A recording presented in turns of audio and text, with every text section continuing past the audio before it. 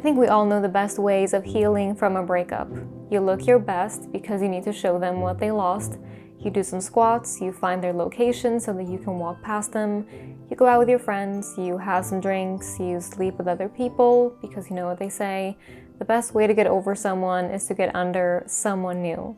And don't forget to post about all of this online so that you can show them how happy you are without them. But don't post too much because you do want to leave them wondering.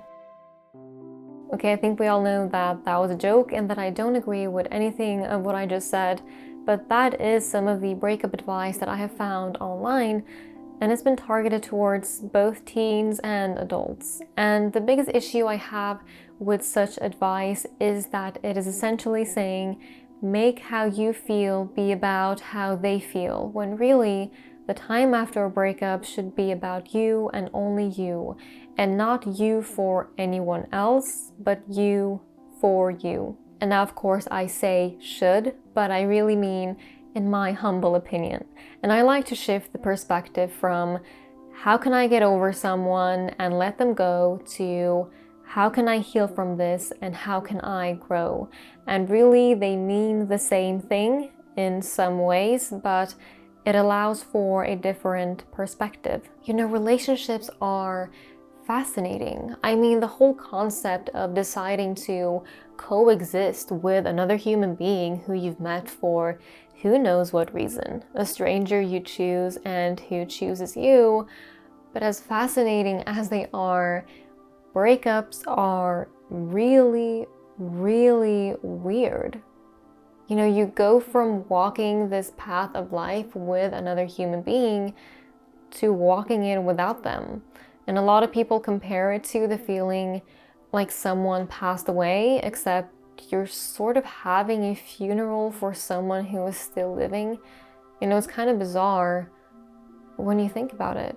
But as bizarre as it might be, it's something that most people go through, and there are probably many, many couples around the world right now who are sleeping next to each other for the last time, and they might not even know it. And with that being said, everyone's relationship and breakup and situation is very different. I will just be speaking from my experience, specifically from a breakup that really affected me a few years ago. And now, regardless of how your breakup happened, if you did it or if they did it or if it was mutual, it doesn't matter, because the point is that it didn't work out and your paths are now separated, regardless of who or how it happened. And so I think the question to ask is, how can you make the most out of this opportunity for growth as you heal and as you move forward in life so that you can become a better you? And I think I will go through 4 parts in this video, but we will see. Starting with be human first. So first things first, I don't think that the very initial time after a breakup is the time to try to pressure yourself into trying to be rational. You know, I think it's the time to just let yourself react naturally, to let yourself be human for a moment, within reason, of course, meaning without causing any harm to yourself or to anyone else. And how long that initial time is completely individual. You know, there's no exact timeline or structure to follow. There's no step-by-step program or checklist, because you really cannot structure your feelings, especially after a breakup, when our emotions are very much like a roller coaster. But I do need to have some structure in this video, so I will have to present it that way. But please keep in mind that this isn't meant to be, you know, a checklist. So whenever you are ready, part 2, taking control of your narrative. So the words that we use to construct the stories of different events in our lives has significant impact on how we feel about it and how we feel about ourselves. So I remember asking a yoga teacher about struggling with motivating myself to go to class, and she said something like, well, instead of telling yourself, I need to go to class today, tell yourself, I'm going to class today because I care about my health and I know that it'll make me feel good. So it's not about changing or manipulating the narrative. It's not about sugarcoating or altering reality so that you can feel better about yourself. It's simply about rephrasing. So for instance, let's say that you were with someone who wasn't very nice to you, and so now you are beating yourself up over it, telling yourself how stupid you were for staying that long and how you should have known better. And so, generally speaking, I don't think that that is very productive. Instead, you might say something like, I am proud to be the type of person who takes loyalty and commitment seriously, but I've learned that it can be a weakness of mine because I tolerate more than I should. So now I've learned that my well-being comes before all of that. And now that is just an example. And now I'd like to quickly talk about one thing that you don't want to look back on only to see as a missed opportunity, and that is using Surfshark VPN, who so kindly are sponsoring us today. Surfshark VPN is really easy to install and you can run it on unlimited devices on a single subscription. And with Surfshark VPN, you get to surf the web anonymously while being connected to a server of a different country. So, for instance, if I want to access Netflix US or Japan, I simply change my location to somewhere in the US or in Japan, and voila, I get full access to their library. So, I've been watching movies like Crazy Ex-Girlfriend and Irreplaceable You and When We First Met. I know when sometimes you want to enter a site and it says not available in your country, or when you search for one thing or even talk about one thing and then you just get bombarded with targeted ads. With Surfshark VPN, you will not need to deal with that anymore. To try it out yourself, get Surfshark VPN at surfshark.deals/Lana and enter the promo code Lana for 83% off and 3 extra months completely for free.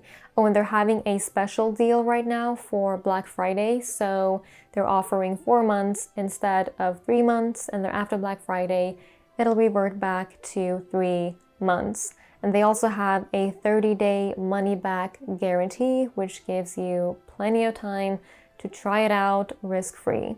I will leave the link for that in the description box as well. Commit to letting yourself feel just enough, but not to where it consumes you. So I definitely believe that we should allow ourselves to feel. We shouldn't attempt to run away or to completely eliminate negative thoughts and feelings because we're not robots. So whether you like it or not, it will resurface. So rather, I think that we should learn how to control them. And that is a commitment that you make to yourself over and over again. One way that I like to visualize negative thoughts and feelings is like clouds. So on a good day, the sky is clear, but if a cloud is to appear, I'm not going to pretend that the sky is still clear, but I'm also not going to let it ruin my day.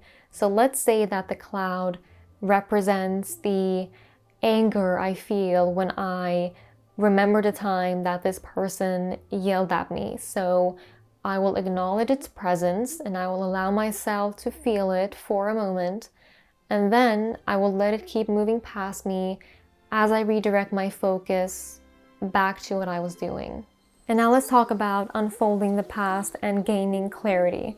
So I think it's really common to either demonize or romanticize the past. So as for relationships, we might either tell ourselves that the person is a monster and a terrible person, sometimes as a coping mechanism, or we might do the opposite and think of them as being a lot better and more appealing than they actually were. And I don't think that either of those things are healthy. Seeing things objectively for what they are and seeing it across the board, meaning both the good and the bad, without letting blame or ego or hatred or love or guilt or whatever it might be alter reality, can be really difficult. But It's my belief that we can only really gain clarity on a situation if we are being completely honest about that situation. So after a breakup, I think that the question to ask is,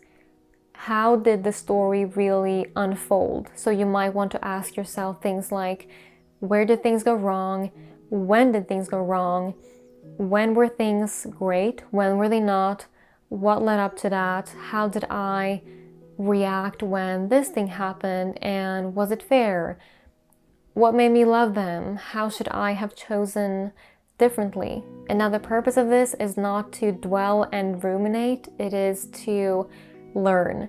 Just like how you would go over a test when you didn't get the result that you wanted, you need to know what happened so that you can take notes for next time. And if reviewing a past relationship feels too intense and painful, perhaps it's too soon, but I personally think that it can help to try and see things as an outsider, so kind of like you're reviewing a movie. If the issue is that you're having a really hard time seeing things objectively, that might also be because it's too soon, but it can be helpful having someone help you. But please be wary that some people will only tell you what they think that you want to hear, or they will be speaking from, their personal feelings and preferences. And perhaps that's what you want. Personally, I'm a tough love kind of person. I really don't like hearing things like, oh, you're so much better off and they were such a douchebag. But we're all different. Regardless, just keep in mind that not everyone's opinion is valid or worth listening to. I do also think it's important to point out that this isn't something that you should let yourself obsess over, where you spend every minute trying to find answers and understand every little thing of what happened. That would be very counterproductive. Your mission here is not to cleanse the bottom of the ocean and to unveil all of its secrets. I think the mission here is simply to just dive deep enough to where you can pick up a few things of value, truly understand them, and carry them with you into your future. Alright, I hope you found this video to be helpful. If you have any additional insight or advice, which I'm sure many of you will have, please share them in the comment section. Let's help each other out. And if you have any breakup related concerns that you would like to share, do that and I will try to share my thoughts and any advice that I might have on your situation. Alright, thank you so much for watching. Don't forget to check out Surfshark VPN. I will leave the link in the description box and I will meet you in the comment section.